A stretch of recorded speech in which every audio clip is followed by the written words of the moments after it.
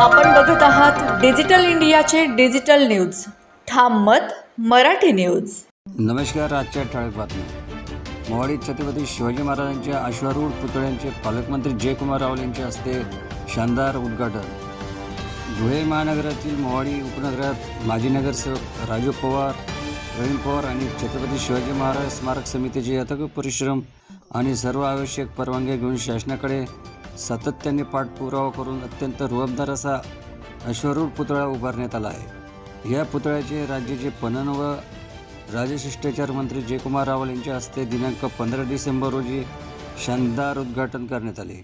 या दिमागदार सोहळ्याला आमदार अनुप अग्रवाल, माजी केंद्रीय राज्यमंत्री डॉक्टर सुभाष भामरे, आमदार राम भदाने, माजी नगरसेवक राजू पवार, प्रवीण पवार, भाजपा महानगरप्रमुख गजेंद्र आंबळकर, ग्रामीण जिल्हाध्यक्ष बापू खलाने, माजी महापौर प्रदीप करपे, प्रदीपा चौधरी, चंद्रकांत सोनार, जयश्री हिराव, डॉक्टर सुशील महाजन, डॉक्टर माधुरी बापना, नारायण पाटील, ललित माळे यांच्यासह छत्रपती शिवाजी महाराज स्मारक समितीचे पदाधिकारी, भाजपा नेते, कार्यकर्ते व नागरिक मोठ्या संख्येने उपस्थित होते. ठामत मराठी न्यूज, सोपान देसले, धुळे. 2-2.5 वर्षापूर्वी भूमिपूजनाला आलेला दिवस आणि अवघ्या इतक्या कमी काळामध्ये आपल्या सगळ्यांच्या हृदयावर कोरोनासारखा ऐतिहासिक क्षण आपल्या सगळ्यांच्या साक्षीने होतोय. त्या शिवस्मारक समितीचे अध्यक्ष राजेश राधाबाई ईश्वर पवार यांना जोरदार टाळ्याने आपण त्यांचे अभिनंदन करा.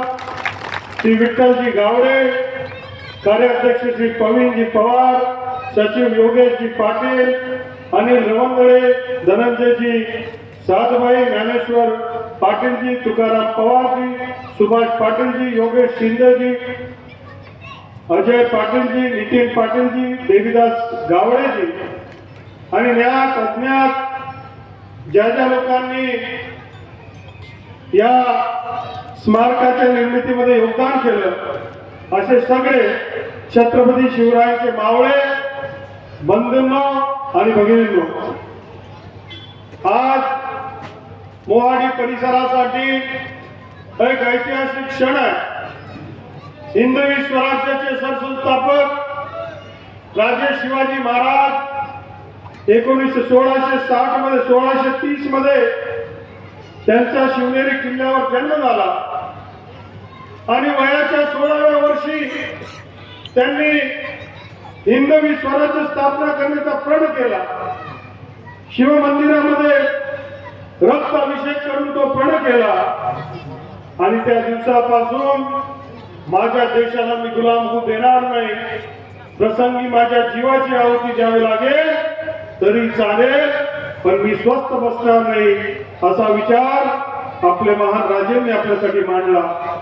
आणि त्यानंतरच्या काळामध्ये अनेक किल्ले त्यांनी सर केले. मग तोरणा असेल, राजगड असेल, सिंहगड असेल, असे किल्ले त्यांनी सर केले.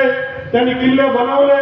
त्या काळामध्ये इंजिनियर नव्हते, पण इंजिनिअरिंग पेक्षाही बेहतर अनेक सुंदर असे किल्ले त्यांनी तयार केले. आज आपण ज्या लोकशाहीमध्ये रयतेचं राज्य म्हणतो, म्हणजे सामान्य लोकांचं राज्य, ते रयतेचं राज्य स्थापन करण्याचं काम त्या 16व्या दशकामध्ये कोणी केलं असेल, आमच्या छत्रपती शिवाजी महाराजांनी केलं. त्यांनी त्या स्वराज्याची संकल्पना मांडली की शेतकऱ्यांचं रक्षण झालं पाहिजे, स्त्रियांचा सन्मान झाला पाहिजे आणि सामान्य माणसाला न्याय देणारी राज्य व्यवस्था निर्माण केली पाहिजे. ती त्यांनी आजपासून 400-500 वर्षापूर्वी ती निर्माण केली. सामान्य माणसांचं जनकल्याणकारी सरकार ते कसं असतं त्याचं एक स्वप्न त्यांनी त्या काळामध्ये आपल्याला दाखवून त्याची सुरुवात त्यांनी केली. आणि आज देखील 500 वर्षानंतर त्यांच्या जीवनावर आधारित आज आपण काम करतो. मग त्याच्यामध्ये महसूलचं काम असेल, न्याय असेल, संरक्षण असेल, लोकभिमुख सर्व शासन असेल, कुठलाही जात धर्म मानायचं नाही, महिलांचा सन्मान करायचा, या सगळ्या गोष्टींची शिकवण आपल्या राजांनी आपल्याला दिली. आणि म्हणून छत्रपती शिवाजी महाराजांच्या पदस्पर्शाने पावन झालेली खानदेशची भूमी ज्यावेळेस ते सुरतेकडे जात होते त्यावेळेस खानदेशाच्या भूमीमध्ये ते गेले. आणि म्हणून खानदेशाला देखील फार मोठा वारसा लाभलेला आहे. आणि तो वारसा टिकवण्याचा, तो वारसा जपण्याचं काम या मोवाडीकरांनी देखील या आपल्या सगळ्या कार्यकर्त्यांनी केलं.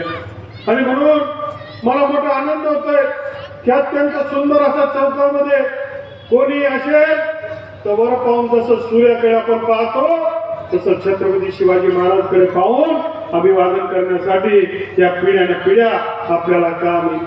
ज्यावेळेस आपल्या बच्चे कच्चे जन्माला येतील, मग इथे मुलं असतील, नातू असतील, कोणाचा पुतळा आहे, आणि मग आपण ज्यावेळेस इतिहास सांगू त्याच्या मनामध्ये, त्याच्या हृदयामध्ये ते बिंबलं जाईल की कोण महान नेता होता, कोण महान राजे होते, लोकनेते होते.